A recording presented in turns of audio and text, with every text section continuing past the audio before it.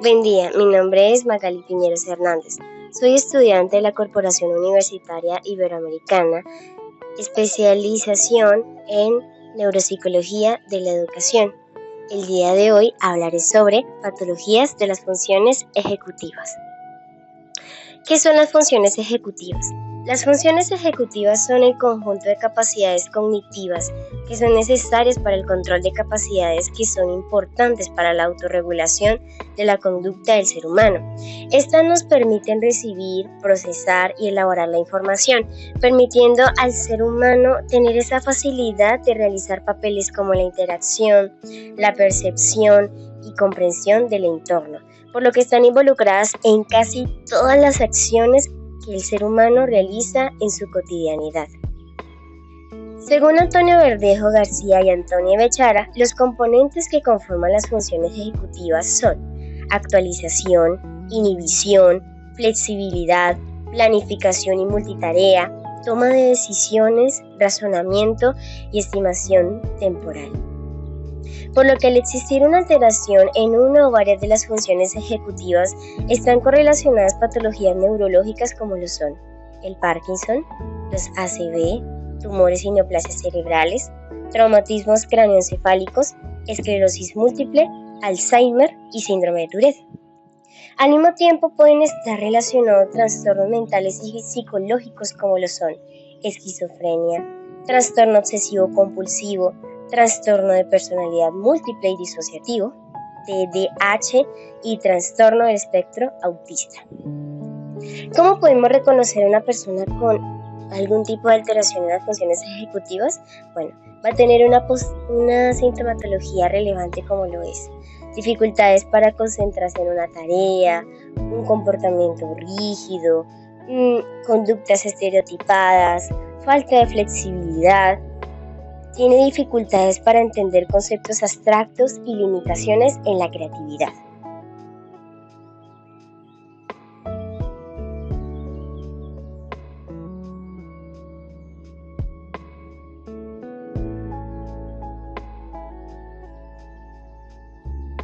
A continuación, hablaremos las patologías que hay en 3 diferentes cortezas.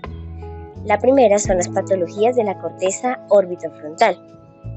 Las lesiones en la corteza orbitofrontal derivan en la aparición de conductas agresivas, limitaciones en la capacidad de vincularse con otros y tener empatía, desvinculación social y desobediencia a las normas sociales, apatía, incapacidad para generar o iniciar, mantener planes y un elevado nivel de desinhibición que incluyen dificultades para controlar diversos impulsos humanos, como lo son las adicciones, un desenfreno en la actividad sexual, alimentación o agresividad, y que puede llevar a generar problemas legales. De hecho, existe un síndrome específico que hace referencia a la aparición de estos síntomas por la lesión cerebral, que es el síndrome orbitofrontal. Bueno, algo que hay que aclarar es que esta región cerebral tiene también cierta importancia histórica por ser el área que se lesionó el primer caso conocido y documentado de un sujeto con lesiones cerebrales en la parte frontal del cerebro, que vivió para contarlo, Phineas Gage. Este joven, al cual una barra de hierro le atravesó el órbito frontal mientras manipulaba explosivos, logró sobrevivir a la lesión, pero posteriormente a ella empezaría a manifestar severas alteraciones que complicarían su diario vivir, como por ejemplo hostilidad, agresividad, cambios de la personalidad e incapacidad de la planificación, hasta llevarle a perderlo absolutamente todo.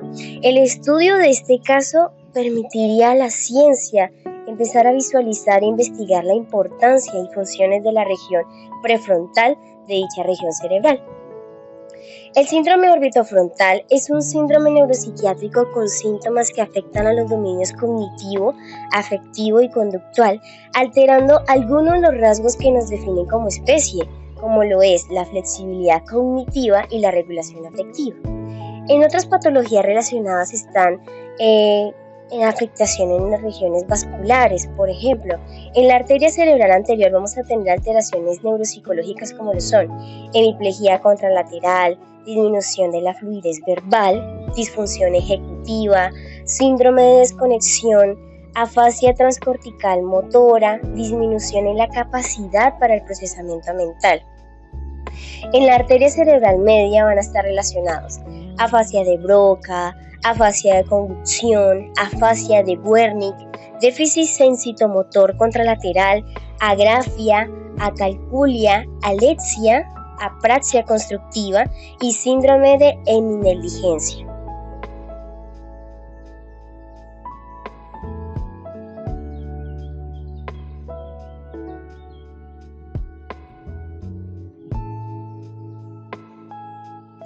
En cuanto a las patologías de la corteza dorsolateral, el daño en la corteza prefrontal dorsolateral puede resultar en el síndrome disejecutivo, lo que lleva a problemas con el afecto, el juicio social, la memoria en el trabajo, el pensamiento abstracto, la flexibilidad cognitiva, la planificación, el control de impulsos y la intencionalidad, entre otras cosas. El síndrome disejecutivo es también conocido como síndrome prefrontal. Se caracteriza por trastornos del área cognitiva, de memoria y de la conducta, presentando manifestaciones de agresividad, falta de atención, pérdida de inhibiciones, entre otras situaciones. Los niños que van a presentar este tipo de alteraciones dorsolaterales o este síndrome dorsolateral presentan, entre otras, ciertas dificultades. Problemas para mantener la atención de manera sostenida, dificultades para usar la memoria de trabajo, de modo que tienen grandes problemas para mantener la mente activa en 2 o más eventos de forma simultánea. Problemas con la metamemoria y metacognición, tendiendo a sobrevalorar su propia eficacia cognitiva.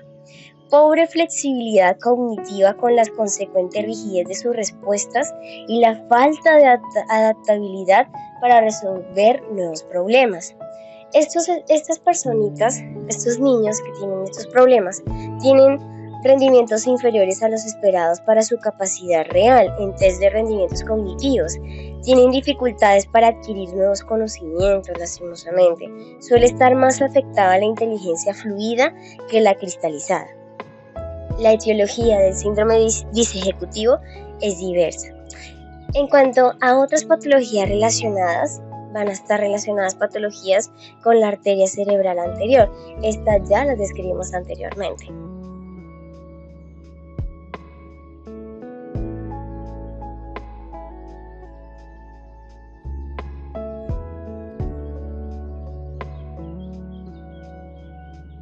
En cuanto a patologías de la corteza ventromedial, esta zona está implicada en diversos procesos, aunque destaca por su implicación tanto en la experiencia como en la expresión de las emociones, siendo crítica para el procesamiento de emociones y asociadas con situaciones de tipo social y personales de tipo complejo, según Damasio en 1997. En la parte interna del hemisferio se sitúa el cíngulo anterior, cuya lesión produce alteraciones motivacionales, además de indiferencia, disminución del pensamiento creativo y pobre inhibición de la respuesta, según Chow y Cummings en 1999.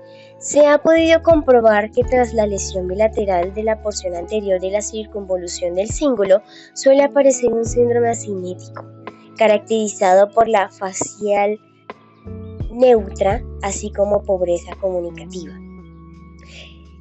Este síndrome asinético está muy relacionado con la enfermedad del Parkinson, el cual se caracteriza por presencia de temblor en reposo, rigidez, hipocinesia y pérdida de reflejos posturales, además de lo descrito anteriormente.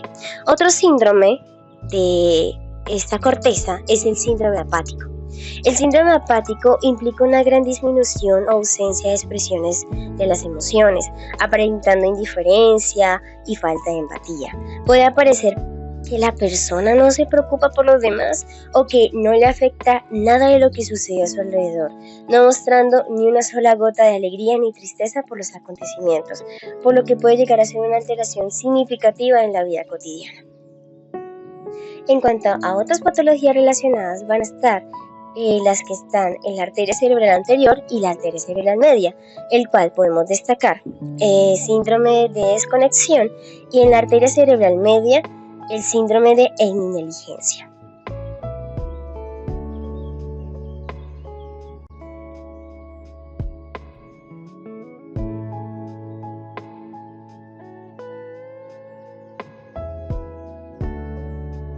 Bueno, esta fue la bibliografía que se utilizó para la revisión anterior. Muchas gracias por su atención. Fin de la presentación.